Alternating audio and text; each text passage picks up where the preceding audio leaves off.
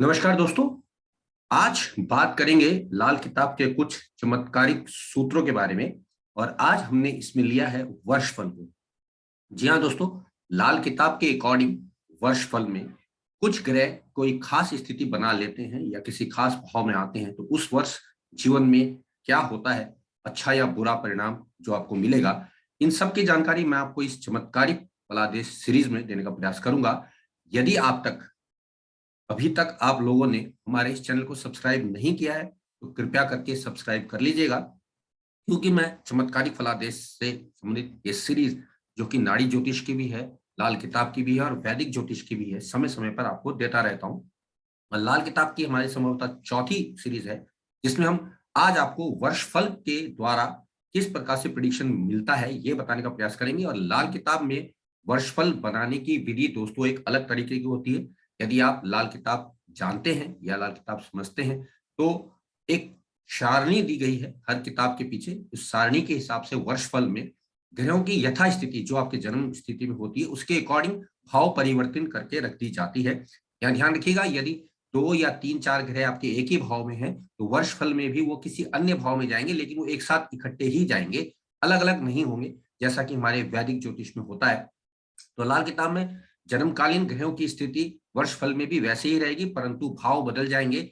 और वो भाव बदलने की जो सारणी है वो आपको प्रत्येक किताब में दी गई होती है और उसके अकॉर्डिंग आप जो है बदलाव करके देख सकते हैं। यदि फिर भी किसी को कोई डाउट या शंका समाधान रहता है तो मुझे मेरे नंबर पे कॉल करके या कमेंट बॉक्स के जरिए नीचे लिख कर दे सकता है, मैं उनकी शंका समाधान को कर दूंगा। तो ध्यान रखिएगा दोस्तों, आज हम बात कर रहे हैं लाल किताब के कुछ चमत्कारिक सूत्र जो कि लगभग 20-22 हैं। वो वर्ष फल के आधार पे मैं आपको बताने का प्रयास करूंगा। और मैं बार बार कह रहा हूं कि लाल किताब एक अलग विद्या है ज्योतिष की, उसमें वर्ष फल देखने की भी एक अलग टेक्निक है।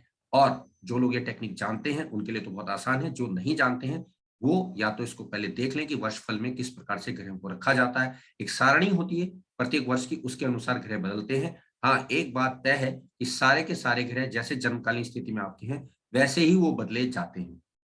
चलिए ज्यादा समय ना लेते हुए आज की कार्रवाई आरंभ करते हैं। और आज बात कर रहे हैं हम लाल किताब के चमत्कारिक सूत्रों की, जो कि वर्ष फल के अनुसार है। तो सबसे पहला जो सूत्र मैं ले रहा हूं दोस्तों कि एकादश भाव का बुध, यानी कि आपकी कुंडली में 11वें भाव में अगर बुध है और वो लगन में आ जाता है किसी वर्ष फल में लाल किताब के अकॉर्डिंग, तो बहुत जबरदस्त धन आपको मिलता है या वो धन प्रदान करता है। इसे सुन लीजिएगा, जन्मकालीन बुध यदि 11वें भाव में है या 11वें घर में है कहूंगा, क्योंकि लाल किताब में हम लोग राशियों को इंपॉर्टेंसी नहीं देते हैं। तो 11वां भाव या 11वें खाना या 11वें स्थान में आपके अगर बुध है और वर्षफल में वो लगन में आ जाता है जो कि लाल किताब का वर्षफल होगा, तो उस वर्ष आपको बहुत धन देता है। दूसरा सूत्र जो है, वर्षफल में बुध एकादश भाव में आए और केतु तीसरे भाव में आ जाए तो धन की हानि उस वर्ष अवश्य होती है। यानी वर्षफल में बुध 11वें भाव में आए और केतु तीसरे भाव में आ जाए तो धन की हानि होती है। इसके लिए दोनों ग्रहों का उपाय करना पड़ता है। अब बात करते हैं तीसरा सूत्र, यदि बृहस्पति शनि दूसरे भाव में हो और वर्ष फल में भी वो दूसरे भाव में ही आ जाए, यानी गुरु शनि आपकी जन्मकालीन कुंडली में दूसरे भाव में है और वर्ष फल में भी लाल किताब के अकॉर्डिंग वो दूसरे भाव में आ गए, तो उस वर्ष पिता का स्वास्थ्य एवं व्यक्ति का स्वास्थ्य और धन हानि तीनों के तीनों आपके साथ होंगे। यानी आपकी हेल्थ भी खराब होगी, साथ साथ पिता की हेल्थ भी खराब होगी और धन की हानि भी आपको होगी। उपाय के तौर पे बोला गया है कि नंगे पैर 43 दिन मंदिर में जाकर किसी मूर्ति के सामने सिर झुकाकर माफी मांगने से शनि का ये दोष जो है समाप्त हो जाएगा, वो आपकी हालत पहले से अच्छी हो जाएगी। चौथा सूत्र है, लगन का शुक्र वर्ष फल में जब सप्तम भाव में आएगा। जी हाँ दोस्तों, लगन का शुक्र यानी जन्मकालीन लगन में यदि शुक्र है और वो वर्ष फल में 7वें भाव में आता है तो उस वर्ष आपको खूनी खांसी, तपेदिक का रोग यानी टीबी की बीमारी दे सकता है और आपकी खांसी में खून आने के योग बन सकते हैं। उपाय के तौर पर ये बोलते हैं कि 7 प्रकार का अनाज जो है वो आपको दान करना ठीक रहता है। अगर 7 प्रकार का अनाज आप जब दान कर देंगे या गाय को हरा चारा इत्यादि दे देंगे तो भी आपकी ये बीमारी से आपको राहत मिल जाएगी। लेकिन ध्यान रखिएगा ये सिर्फ वर्ष फल के ही उपाय हैं। अब पांचवा सूत्र, यदि वर्षफल में शुक्र लगन में हो और सप्तम भाव खाली हो जाए आपका, तो यदि वर्षफल में शुक्र लगन में सप्तम भाव खाली हो, यानी वर्षफल में ये ग्रह आया, लगन में शुक्र आ गया, 7वां भाव खाली है वर्षफल में, तो पत्नी की बड़ी सेहत खराब होगी और उसको मानसिक रोग हो सकता है। ऐसे में आपको ससुराल वालों से चांदी की एक ईंट उपाय के तौर पे ले लेनी चाहिए, तो उससे काफी राहत मिल जाती है। लेकिन ध्यान रखिएगा दोस्तों, बार बार बता रहा हूं कि ये वर्षफल पर ही वैलिड होगा। एक अन्य सूत्र अगर हम देखें तो है, शुक्र एकादश भाव में जब हो और वर्षफल में राहु 12वें में आ जाए, ठीक, यानी कि शुक्र आपका एकादश भाव में है और जन्म का, और राहु 12वें में आ जाता है, तो उस वर्ष आपके घर में कन्या संतान पैदा होती है। जी हाँ दोस्तों, ये बिल्कुल सही सूत्र है। और मैं बार बार बताता हूँ कि हमारा ये जो चैनल है ये आपको प्रैक्टिकल ज्योतिष के आधार पर या अनुभव के आधार पर ही बताता है। हम सुनी सुनाई या किताबी बातों पर यकीन नहीं करते, जो अनुभव में आता है वही आपको बताने का प्रयास करते हैं। वर्षफल के अनुसार जब शनि लगन में आ जाता है और मंगल छठे या 12वें भाव में हो और केंद्र खाली हो उस वर्ष, तो धन की वर्षा होगी, यानी जातक को उस वर्ष बहुत धन मिलेगा। फिर से एक बार सुन लीजिएगा, वर्षफल के अनुसार शनि लगन में आ जाए, आपकी जन्म कुंडली में शनि कहीं भी हो उससे मतलब नहीं है, हम सिर्फ वर्षफल की अलग से बात बता रहे हैं। और वर्षफल में ही मंगल छठे या 12वें भाव में आ जाए और केंद्र खाली हो आपके उस वर्ष, तो धन की वर्षा होती है, यानी उस वर्ष आपको अच्छा धन कमाने का मौका मिलता है। अब बात करते हैं, वर्षफल में शनि लगन में आ जाए और मंगल चौथे भाव में आ जाए, तो मकान बेचने की नौबत आ जाती है, यानी कि मकान बेचना पड़ सकता है या मकान बिक जाता है, ये भी हम कह सकते हैं। ऐसे में आपको मंगल नीच का उपाय करना चाहिए। चौथे भाव में जो मंगल नीच का 43 दिन गुड़ की रेवड़ियां जल प्रवाह करनी चाहिए, यदि आप इससे राहत चाहते हैं। और इंटरेस्टिंगली अच्छी खबर ये कि अगर बेचना चाहते हैं तो उस वर्ष मकान बिक सकता है। पंचम भाव में शनि वर्षफल में जब लगन में आ जाए, यानी आपका जन्म का पंचम का शनि है और वो वर्षफल में जब लगन में आ जाएगा तो धन संपत्ति को नष्ट कर देता है। सिमिलरली आपका जन्म का शनि पंचम में ही है और वर्षफल में वो फिर से पंचम भाव में ही आ जाएगा, तो भी धन की हानि करेगा। यानी कुल मिलाकर पंचम भाव में आपके जन्मजात यदि शनि है, यदि वर्षफल में वो लगन में आया या पंचम में ही आ गया, तो आपको धन की हानि उस वर्ष अवश्य मिलने वाली है। छठे भाव का शनि जब वर्षफल में 2, 7, 9 और 12 भाव में आता है, तो शुभ फल प्रदान करता है। अब ध्यान रखिएगा, यहाँ जन्मकालीन शनि यदि आपका छठे भाव में है और जब वर्षफल में वो 2, 7 और 9, 12 भाव में आएगा, तो वो वर्ष आपके लिए बहुत अच्छा जाएगा।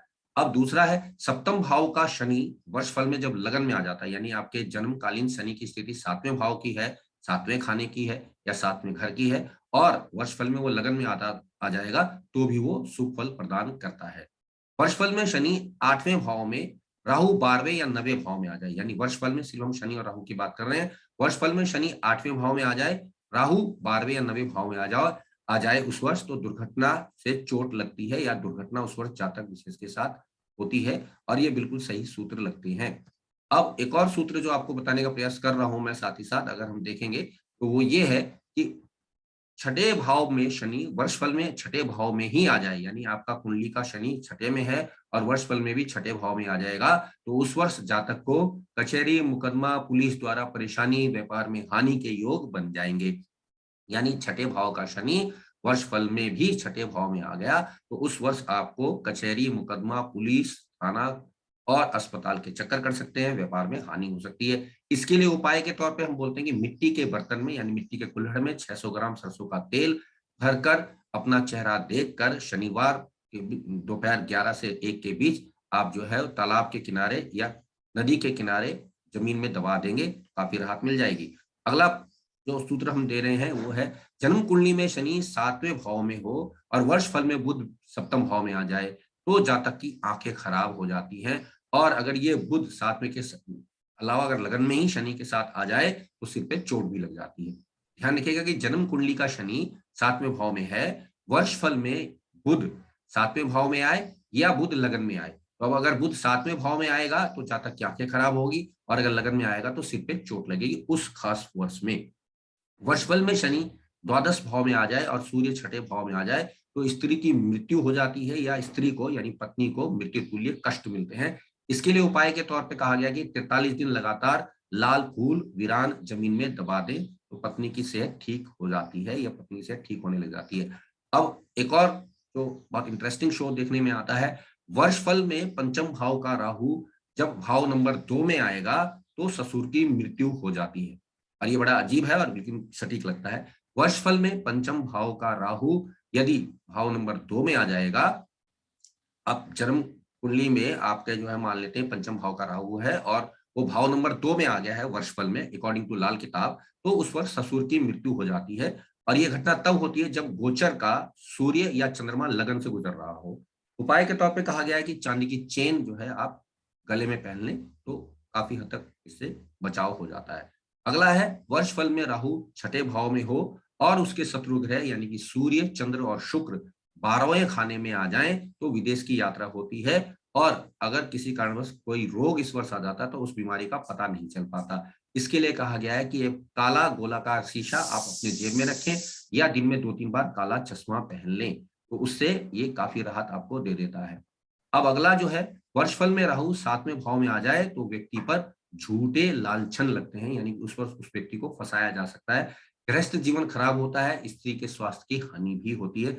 बहुधा जो मैंने पाया है, ऐसे व्यक्ति को सस्पेंड कर दिया जाता है गलत लांछन के कारण। उपाय के तौर पर चांदी की डिब्बी में गंगा जल भरकर चांदी का छोटा टुकड़ा डालकर उसको टाँका लगाकर अपने सोने वाले कमरे में रख देना चाहिए, या चांदी की डिब्बी में थोड़ा-सा गंगा जल में चांदी का चौकोर टुकड़ा डालकर और टाइटली बंद कर कर अपने जहाँ आप सोते हैं, वहाँ पर रख लेना चाहिए। अगला जो है हमारे पास वो है जन्म कुंडली में 8वें का राहु वर्षफल में दोबारा से यदि 8वें भाव में आ जाए, तो उस वर्ष बहुत ज़्यादा धन की हानि करता है, बीमारी और दुर्घटना भी देता है। उपाय के तौर पर 800 ग्राम सिक्का नामक धातु 8 टुकड़े में कर 2 नारियल साथ में लेकर बहते पानी में बुधवार के दिन बहा देना चाहिए, तो तुरंत राहत मिल जाती है।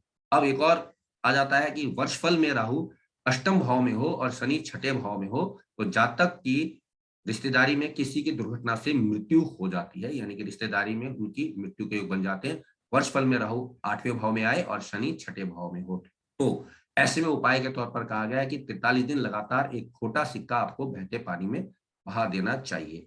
अब इसके अतिरिक्त एक और सूत्र जो मेरे को बहुत इंटरेस्टिंगली अच्छा लगा देखने में, जो मैं आपको बताना चाहूंगा, वर्षफल में, लाल किताब के वर्षफल में, जी हाँ दोस्तों, यदि केतु लगन में आ जाता है तो उस वर्ष घर पर पुरुष संतान की बढ़ोतरी होती है, यानी कि पुरुष पैदा हो जाता है। यदि आपकी उम्र ज्यादा है तो आपके घर में पोता भी पैदा हो सकता है, और अगर बेटी शादी योग है तो दामाद भी मिल सकता है, यानी कि कुल मिला के पुरुष सदस्य परिवार में जुड़ जाता है। और ये बिल्कुल मेरा अनुभव किया हुआ सूत्र है। लगन में अगर केतु वर्षफल में आ जाता है तो उस वर्ष पुत्र, संतान या पुरुष जातक का आपके घर में आना होता है, चाहे वो किसी संतान के रूप में आए, चाहे वो रिश्तेदारी के थ्रू आए, जैसे कि आप बिटिया की शादी करेंगे, दामाद की एंट्री हो जाएगी। और यदि आपकी कम उम्र है, आप शादीशुदा हैं, तो आपको पुत्र की प्राप्ति हो सकती है, ज्यादा उम्र है तो आपके घर में पोते का जन्म हो सकता है, और ये बिल्कुल सही सूत्र लगता है। तो दोस्तों, आज लगभग ये 22 सूत्र मैंने आपको बताए हैं। आशा करता हूँ कि आपको लाल किताब के चमत्कारिक सूत्र बहुत अच्छे लगेंगे, और यदि बार-बार आपसे अनुरोध करूँगा, आपको मेरी ये पोस्ट अच्छी लगे तो कृपया करके इसको शेयर कीजिएगा, लाइक कीजिएगा और अपने कमेंट्स के ज़रिए हमें बताइएगा कि आप इस तरह की और हमसे क्या-क्या अपेक्षाएँ रखते हैं। समय-समय पर आपको कुंडली विश्लेषण के साथ-साथ हम कुछ ना कुछ चमत्कारिक सूत्र ज्योतिष के रूप में देने का प्रयास करते हैं, जिनसे ज्योतिष पर आप लोगों का बिलीव बढ़ता चला जाए। ज्योतिष काम किस आधार पे करता है, वो आप समझेंगे, और कुछ चमत्कारिक सूत्र जो कि कम उम्र के लोग हाथ के हाथ ले लेते हैं, कि सीखने का प्रयास करते हैं, उनको ये पोस्ट विशेष रूप से मदद करती हुई नज़र आती है। आप सबने मुझे सुना, आप सबका धन्यवाद। नमस्कार।